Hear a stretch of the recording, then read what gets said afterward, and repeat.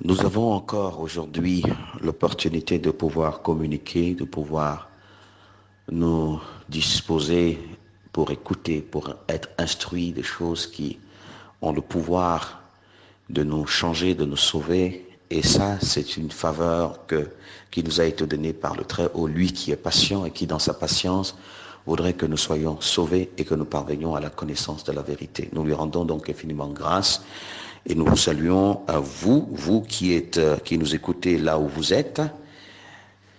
Nous nous retrouvons encore aujourd'hui pour cette 6e partie de notre étude. Méditons ensemble sur le thème que nous sommes en train de développer, qui est la foi selon la doctrine du Christ. Nous voulons comprendre la foi selon la doctrine du Christ. Aujourd'hui, nous parlerons d'un point tout aussi essentiel que tous les autres que nous avons déjà évoqués. Donc, comme d'habitude, nous écoutons l'extrait d'un cantique et après, nous revenons pour la prière.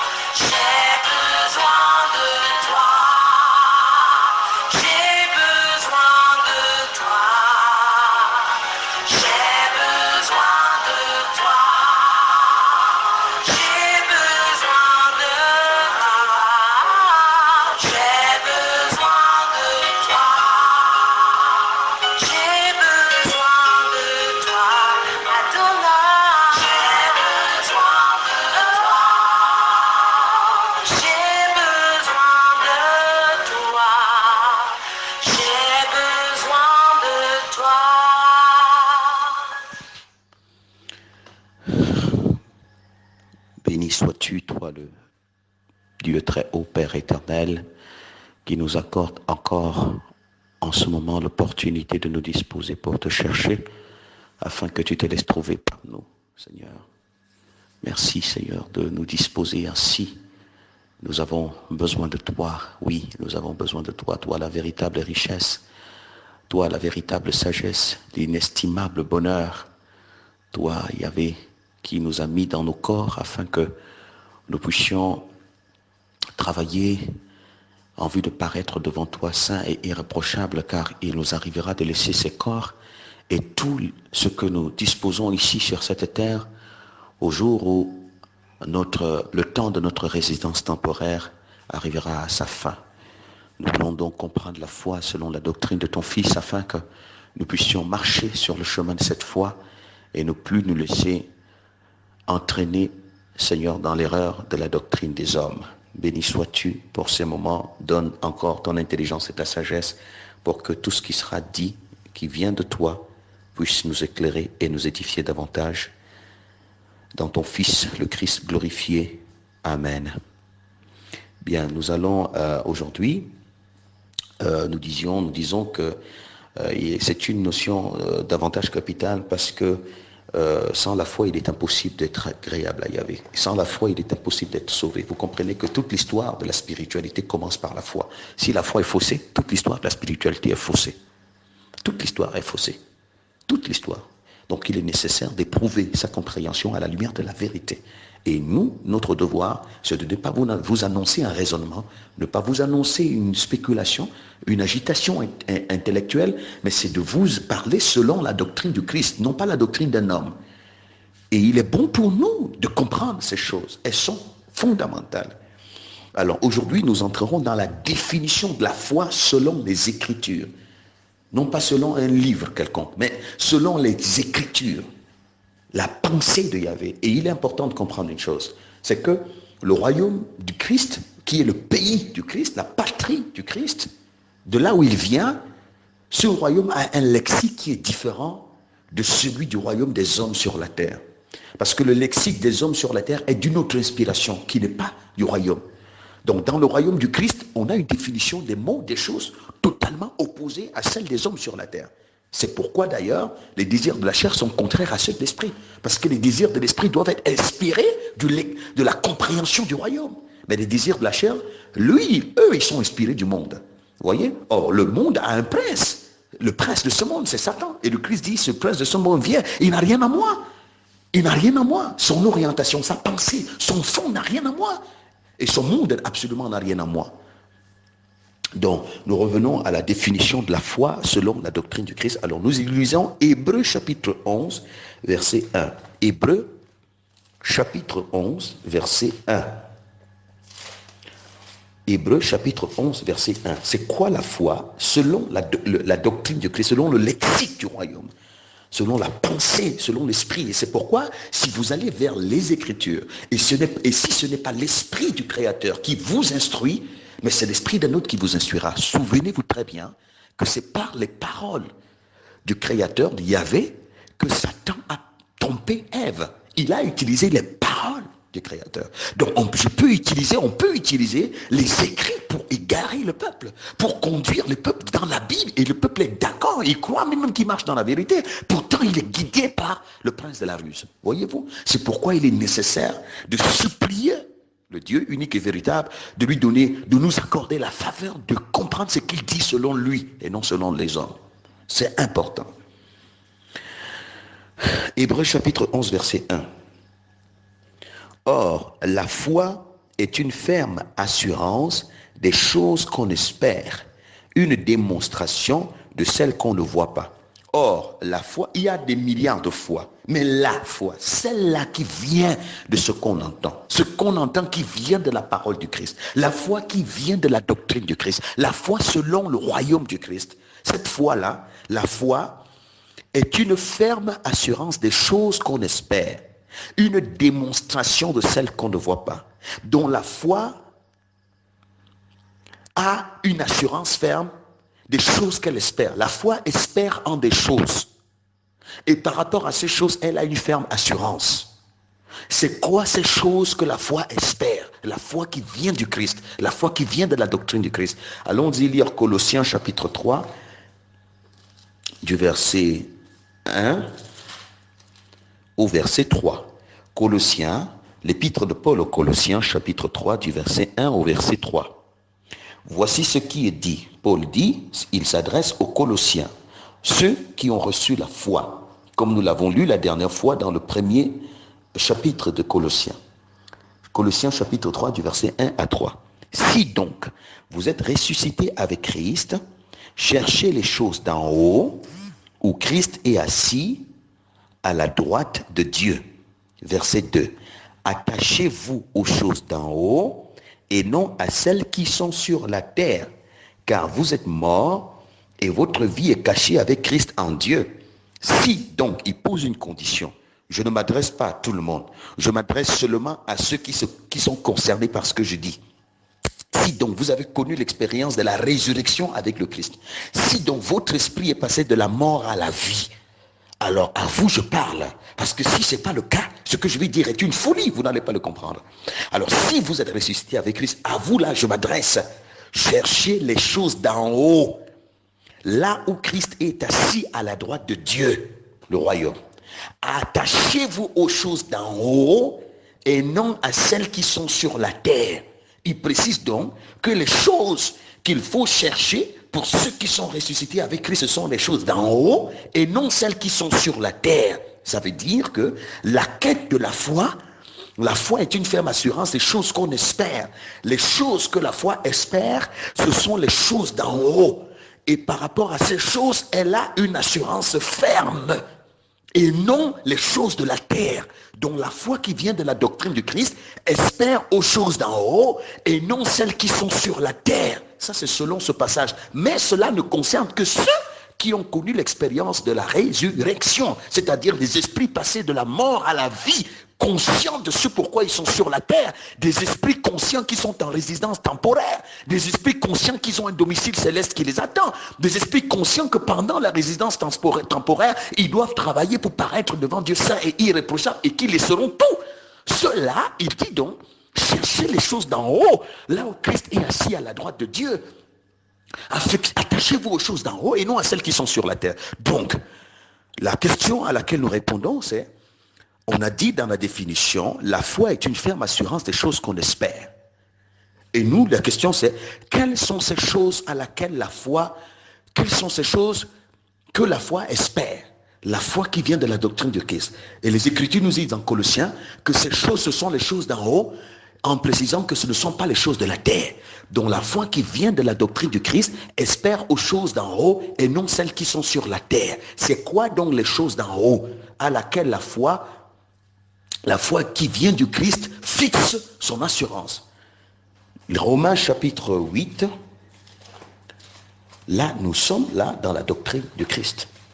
Ça peut sembler extrêmement révolutionnaire, ça peut même choquer, mais là nous sommes dans la doctrine du Christ, la seule que Dieu agrée et la seule qui peut nous amener au véritable salut. Romains chapitre 8 du verset 22 au verset 25. Voici l'espérance de Paul et des Romains et des vrais disciples du Christ. Verset 22, Romains 8, verset 22. Or, nous savons que jusqu'à ce jour, la création tout entière soupire et souffre les douleurs de l'enfantement. Verset 23. Et ce n'est pas elle seulement, même nous aussi, qui avons les prémices de l'esprit, nous soupirons en nous-mêmes en attendant l'adoption, la rédemption de notre corps. Verset 24. Car c'est en espérance que nous sommes sauvés. Or, l'espérance qu'on voit n'est plus espérance. Ce qu'on voit, peut-on l'espérer encore? Verset 25. Mais si nous espérons ce que nous ne voyons pas, nous l'attendons avec persévérance. Très bien. Il dit, nous aussi, il n'y a pas que la création, nous soupirons. Parce que c'est en espérance que nous sommes sauvés. Et l'espérance qu'on voit n'est plus espérance. Notre foi espère en ce que nous ne voyons pas encore. Parce que ce que nous ne voyons pas, nous l'attendons donc avec persévérance. Parce que nous avons une ferme assurance que nous posséderons ce que nous espérons. Mais nous l'attendons. Parce que si nous voyons, nous ne pourrons pas espérer en ce que nous voyons. Donc la foi n'espère pas en ce qu'on voit. La foi espère en ce qu'on ne voit pas. Donc ces choses d'en haut qui constituent l'espérance des saints, qu'on ne voit pas, l'ensemble de ces choses, c'est le royaume des cieux. C'est normal. Et quand on voit, par exemple, nous allons revenir un peu à Colossiens, l'espérance des Colossiens pour comprendre les choses d'en haut dont il est question. Revenons à Colossiens chapitre 1. C'est à partir des textes, chers amis, que nous faisons cette étude. Colossiens chapitre 1, voyons un peu l'expérience, revoyons parce que nous l'avions déjà lu, nous pouvons le relire, nous l'avions lu dans nos précédentes études, nous pouvons le relire. Colossiens chapitre 1 à partir du verset 3 au verset 5. Lisons ceci. Voilà, c'est Paul qui parle. Nous rendons grâce à Dieu, le Père de notre Seigneur Jésus-Christ, et nous ne cessons de prier pour vous, ayant été informés de votre foi en Jésus-Christ et de votre amour pour tous les saints, à cause de l'espérance qui vous est réservée dans les cieux, et que la parole de la vérité, la parole de l'évangile, vous a précédemment fait connaître, à cause de l'espérance qui vous est réservée dans les cieux. Lisons ce même passage dans la version du Semeur 2000. C'est la même chose, dit en d'autres mots, la version du Semeur, Colossiens chapitre 1, du verset 3 au verset 5. Nous espérons, nous exprimons constamment à Dieu, le Père de notre Seigneur Jésus-Christ, notre reconnaissance à votre sujet dans nos prières pour vous. En effet, nous avons entendu parler de votre foi dans le Christ Jésus et de votre amour pour tous ceux qui appartiennent à Dieu. Cette foi et cet amour se fondent sur ce qui fait votre espérance et que Dieu vous réserve dans les cieux. Cette espérance, vous l'avez connue par la prédication de la vérité, le message de la bonne nouvelle, la prédication de la vérité, le message de la bonne nouvelle. À cause de l'espérance, c'est ce que Dieu vous réserve dans les cieux. Donc les choses d'en haut, c'est l'ensemble de tout ce que Dieu réserve dans les cieux aux hommes. Et la bonne nouvelle est venue révéler aux hommes ces choses. Que voilà ce qu'il vous réserve dans les cieux. Donc l'ensemble de cela, c'est le royaume. Il dit ne crains point, Luc 12, 32, petit troupeau, car le Père a jugé bon de vous donner le royaume. Il vous a réservé dans les cieux. C'est ça. Beaucoup ont entendu ça, ils ont dit, je veux vivre pour aller posséder cela. Mais ces choses qu'il nous a réservées dans les cieux, nous ne les consommerons et ne les posséderons que lorsque nous y entrerons. Nous y entrerons. C'est pourquoi l'ambition de tous ceux qui ont la foi, c'était d'entrer dans le royaume des cieux afin d'aller consommer ces choses. L'apôtre Paul appelle cela la récompense, la couronne de justice, la récompense, la gloire éternelle qui est réservée. Et souvenez-vous dans Jean chapitre 11, 17 autant pour moi, Jean chapitre 17, lorsque le Christ parle à son Père, il va lui dire, Père, j'étais glorifié sur la terre. Maintenant, glorifie-moi de la gloire que j'avais avant la fondation, la gloire que j'avais auprès de toi avant que le monde ne soit. Je t'ai glorifié. Maintenant, il y a une gloire qui m'attend là-bas. Et je suis prêt, je vais partir là-bas. C'est cette gloire que je guette et je rentre dans cette gloire. Et c'est cette gloire-là, là où le Christ est parti, c'est cette gloire qui constitue donc l'espérance des saints. Voilà la foi. Donc, la foi espère en ces choses d'en haut, l'ensemble de ce que Dieu nous réserve dans les cieux, afin que nous puissions marcher pour les posséder une fois que nous allons y entrer. Voilà la foi. Donc les choses qu'on espère sont celles que Dieu nous réserve dans les cieux. Et l'apôtre Paul dit, ce qu'on voit, on ne peut plus l'espérer. Mais comme on ne le voit pas, nous l'attendons avec persévérance. Parce qu'un jour, nous savons que nous allons le posséder. Allons-y voir maintenant l'expérience de ce qu'on appelle les héros de la foi. De ce qu'on a appelé les héros de la foi dans Hébreux chapitre 11. Allons voir vraiment ce qui a été réellement leur espérance. Hébreux chapitre 11. Là, je vous parle de la doctrine du Christ. Je ne vous parle pas de l'interprétation luciférienne qui a égaré Ève dans le jardin d'Éden. Je vous parle de la doctrine du Christ, non de l'interprétation luciférienne. Parce que c'est lui qui est venu s'appuyer sur la parole, la manipuler pour éteindre Ève. Donc, alors, quand vous voyez dans Hébreux chapitre 11, on vous cite les héros de la foi, le père de la foi qui est Abraham, on vous cite les Noé, on vous cite l'autre, on vous cite Enoch, on vous cite tous ceux-là qui sont les modèles de la foi, les exemples de la foi selon la doctrine du Christ, dont le Christ lui-même est la parfaite incarnation. Alors voici le résumé, si vous voulez, de l'histoire de toutes ces personnes qui aujourd'hui ne sont plus ici sur la terre, mais qui ont combattu le bon combat et qui sont accédés à la victoire véritable et qui nous attendent et qui attendent le reste des hommes sur la terre actuellement qui auront la même foi, la foi de la même nature, de la même espérance que celle d'Abraham, la foi d'Abraham. Voici le résumé. Hébreux chapitre 11, verset 13. Voici ce que les Écritures disent. C'est dans la foi que tous ces gens sont morts sans avoir reçu ce qui leur avait été promis. Écoutez-moi bien, écoutez bien, frères bien-aimés. C'est dans la foi que tous ces gens sont morts sans avoir reçu ce qui leur avait été promis. Mais ils l'ont vu et salué de loin.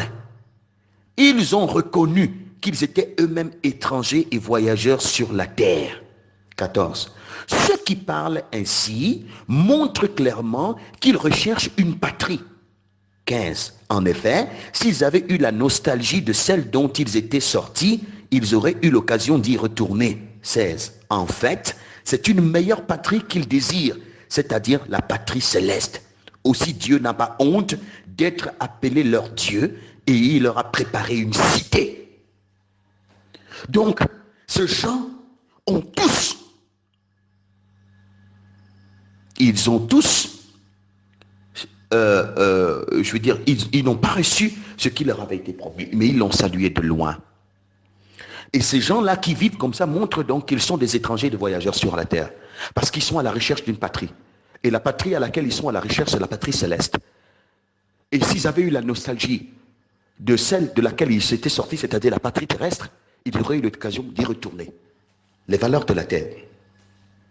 Mais en fait, une meilleure patrie, ils désirent une meilleure patrie, c'est-à-dire la patrie céleste. Et c'est pourquoi, parce qu'ils désirent la patrie céleste, donc le royaume de Dieu, donc le royaume des cieux, Dieu n'a pas honte de les appeler, de les considérer comme leur père. Parce que Dieu est le père de ceux qui veulent devenir enfants, citoyens du royaume. Il est le père des vivants et non des morts. Donc, vous comprenez que l'espérance de ces gens-là était fixée non pas sur les choses de la terre, mais sur les choses des cieux. Et ce sont ces choses que le Christ est venu nous annoncer. Nous avons très bien dit, il est venu annoncer le royaume. Et le royaume a deux dimensions. La dimension, les lieux célestes, les lieux suprêmes de la sphère céleste, vous voyez. Et puis l'autre dimension, c'est l'identité du royaume, donc qui est portée par tous les citoyens du royaume sur la terre. Ça, c'est les deux dimensions du royaume.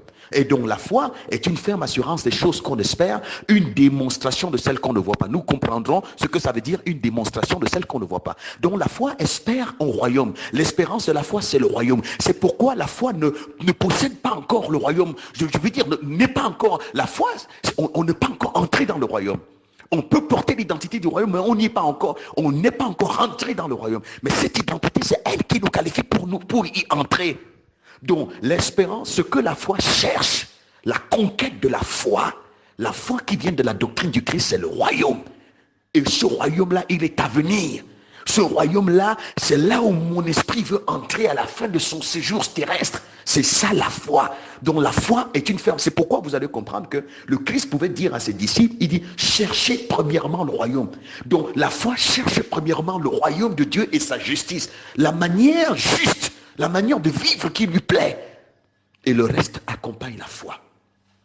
Maintenant, le rôle des choses de la terre, c'est d'accompagner la foi de celui qui a pour ambition de posséder le royaume, d'entrer dans le royaume, de plaire à Yahvé, de paraître devant lui saint et irréprochable. Donc c'est ça, les éléments terrestres sont là pour accompagner la foi. Les éléments terrestres ne sont pas l'objectif de la foi.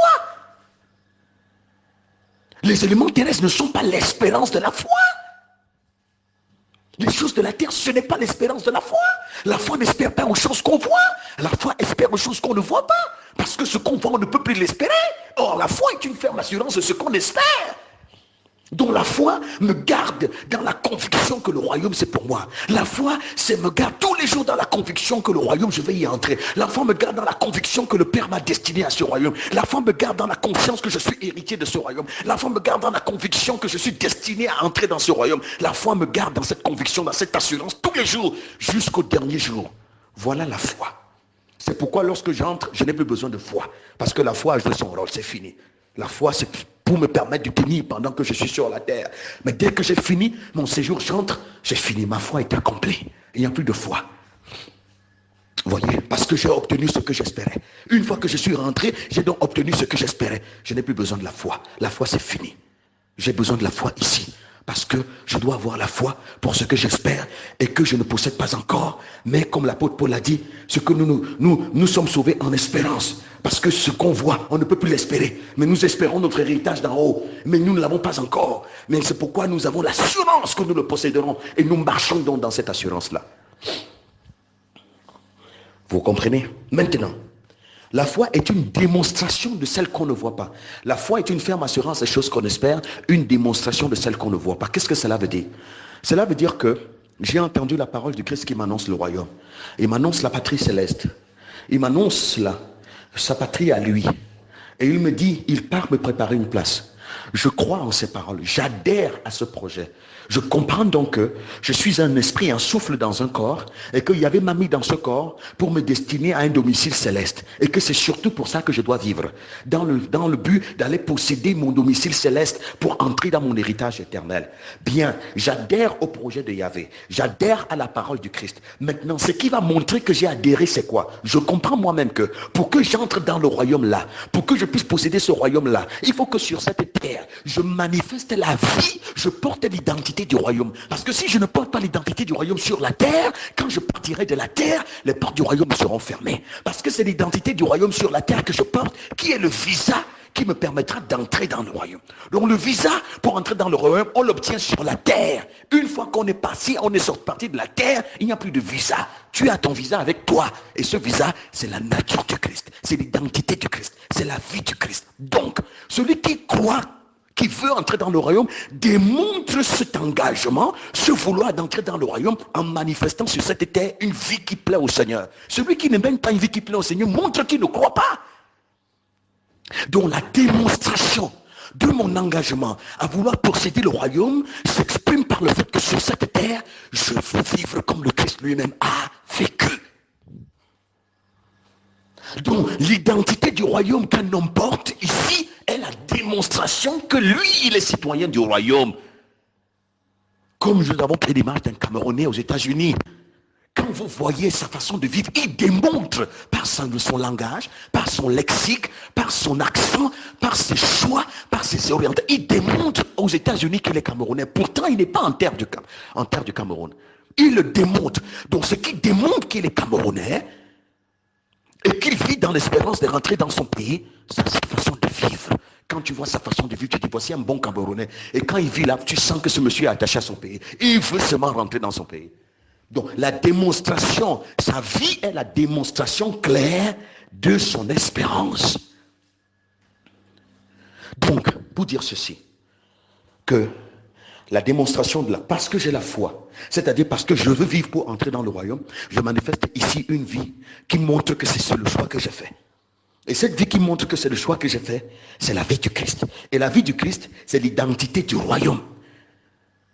C'est l'image des choses d'en haut, l'image terrestre des choses célestes que je vais rencontrer quand je partirai. Mais je suis celui au travers duquel cette image, l'image de ces choses d'en haut est rendue visible par ma vie. L'apôtre Paul donc peut dire, tous ceux qui pratiquent ces choses dans Galates chapitre 5, les œuvres de la chair, et tous ceux qui pratiquent ces choses n'entreront pas dans le royaume. Parce qu'ils ont démontré qu'ils n'ont pas la foi pour y rentrer. Ils ont démontré que ce n'est pas leur passion, le royaume. Ils ont démontré que ce n'est pas leur obsession. Ils ont démontré que ce n'est pas l'objet de leur course terrestre. Ils n'y entreront pas. Et donc, les choses qui nous permettent de ne pas entrer dans le royaume, c'est quoi? Ce sont les attributs du mal. Nous les avons cités. La haine, la calomnie, la médisance, la cupidité, le vol, la méchanceté, la jalousie, l'idolâtrie. Vous voyez?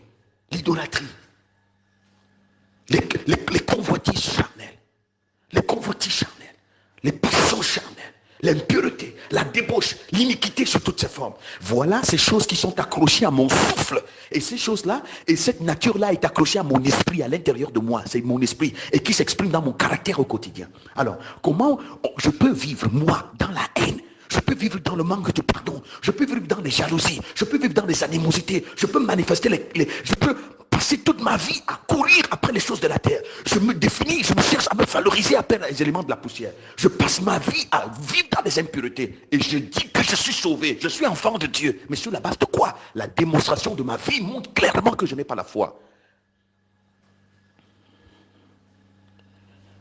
C'est pourquoi le Christ pouvait dire, ce ne sont pas ceux qui disent Seigneur, Seigneur qui entreront dans le royaume, ceux qui mettent ma parole en pratique. C'est pourquoi le Christ pouvait dire, plusieurs viendront ce jour et diront, mais n'ai-je pas prophétisé en ton nom? N'ai-je pas parlé en langue en ton nom? N'ai-je pas chassé des démons, accompli toutes sortes de miracles en ton nom? Permettez-moi de paraphraser. Et je leur dirai ouvertement, éloignez-vous de moi. Je ne vous ai jamais connu, vous qui commettez l'iniquité. C'est pourquoi lorsque le Christ arrive, les gens de toute classe sociale vont se découvrir. Ils vont réaliser que, mais pendant que je suis directeur général, pendant que je suis caporal, pendant que je suis ministre, pendant que je suis président de la République, pendant que je suis un homme d'affaires apprécié de la terre, pendant que je suis rempli des éléments terrestres, mais mon être intérieur est souillé. Mais tel que je suis là, si cet être, c'est mon esprit que je suis, je parais devant le Seigneur aussi souillé, je n'entrerai pas dans le royaume des cieux. Non, maintenant je vais vivre de manière à y entrer. C'était la foi de Zachée. Il a dit que maintenant là, je veux vivre pour purifier mon esprit, pour que mon esprit soit débarrassé des traits caractéristiques de Satan et que je revête les caractères de Dieu qui deviennent ma vie, qui deviennent mon mode de vie sur cette terre. Et ce mode de vie montre que je veux rentrer dans le royaume. Ainsi, celui qui vit pour aimer son ennemi et ne pas porter en lui la haine contre qui que ce soit démontre qu'il veut entrer dans le royaume. Ainsi, celui qui vit pour que les cupidités, les convoitises, les jalousies, les impuretés soient coupées de sa vie, soient consumées dans son cœur, pour manifester la sainteté, démontre qu'il veut entrer dans le royaume. Parce que cette identité, cette nature qu'il manifeste, c'est celle du Christ. Celui qui vit pour mettre son existence au service des autres, sortir de l'égoïsme, une vie renfermée sur soi-même. Je ne pense qu'à moi. Le matin au soir, je ne pense qu'à moi. Je ne prie que pour moi. Je ne jeûne que pour moi. Une vie d'égoïsme. Mais une telle vie n'est pas celle du Christ. Renfermé sur soi-même. Celui qui met son existence au service des autres, au service du salut des autres, au service de la bénédiction des autres, en vue de l'espérance de la vie éternelle, est en train d'accomplir la loi fondamentale du royaume qui est l'amour. Mais je dis bien dans l'espérance de la vie éternelle. Je ne parle pas de l'amour animal, selon le lexique des hommes. Nous comprenons très bien ces choses. Nous avons vu dans la foi des héros de la foi. Donc, l'objet de la foi, c'est le royaume. Et la démonstration de cette foi, c'est la vie du Christ sur la terre. Il est dit dans 2 Jean, chapitre 1, verset 6, que celui qui prétend demeurer en Christ doit vivre comme lui-même il a vécu. Si mon combat sur cette terre n'est pas d'entrer dans la vie du Christ, alors cela est clair que mon combat terrestre n'est pas d'entrer dans le royaume. Parce que c'est sûr, qui est sûr que aussi longtemps que mon esprit est taché d'impureté, de méchanceté, de jalousie, de haine, de pratiques obscènes, de pratiques obscures, je suis en train d'hypothéquer mon destin éternel. Et donc, je n'ai pas la foi pour être sauvé. J'ai des foi. Je peux avoir 8 milliards de foi, mais je n'ai pas la foi pour entrer dans le royaume. En tout cas, celle-là qui vient de la doctrine du Christ. Nous reverrons cela demain et nous allons voir l'expérience des hommes qui se sont produits sur la terre et nous allons voir comment, en se produisant sur la terre, ils ont raté la vie véritable, l'entrée dans la destination réelle, à cause du fait qu'ils n'ont pas bien réellement compris le sens de l'existence. Nous le verrons demain, et l'encouragement que nous pouvons nous formuler, c'est que chacun de nous prenne conscience de ces choses. Chacun de nous prenne conscience de ces choses. La vie du juste, la vie que le Seigneur nous demande de mener sur cette terre, personne ne peut la mener sans la foi. C'est par la foi que nous recevons le pouvoir d'entrer dans cette vie. Et cette foi dont notre vie démontre l'identité qui est celle du Christ, confirme que nous vivons dans l'espérance du royaume. C'est pourquoi nous pouvons tout supporter. C'est pourquoi nous pouvons aimer nos ennemis. C'est pourquoi injuriés, nous ne répondons pas par les jeux. Calomniés, nous ne sommes pas dans les calomnies. C'est pourquoi nous prions, nous jeûnons, pour que le Seigneur nous débarrasse des mauvais caractères, des sales comportements, des mauvaises passions, qu'il détruise ça. Ceux qui sont en Christ ont crucifié la chair avec ses passions et ses désirs, afin de ne plus vivre selon les passions de la chair, mais selon l'identité d'en haut, parce que leur espérance, c'est le royaume. Amen. Béni sois-tu, Yahvé, que ces paroles retentissent avec force dans les esprits qui se sont disposés pour écouter, en vue de les aider à comprendre ta pensée, à comprendre ta volonté, à comprendre ton vouloir, et Père, de s'ouvrir afin que tu viennes les sauver. Toi qui es fidèle et qui es bon en ces temps de la fin. Béni sois-tu au nom de ton Fils, le Christ glorifié. Amen. Shalom.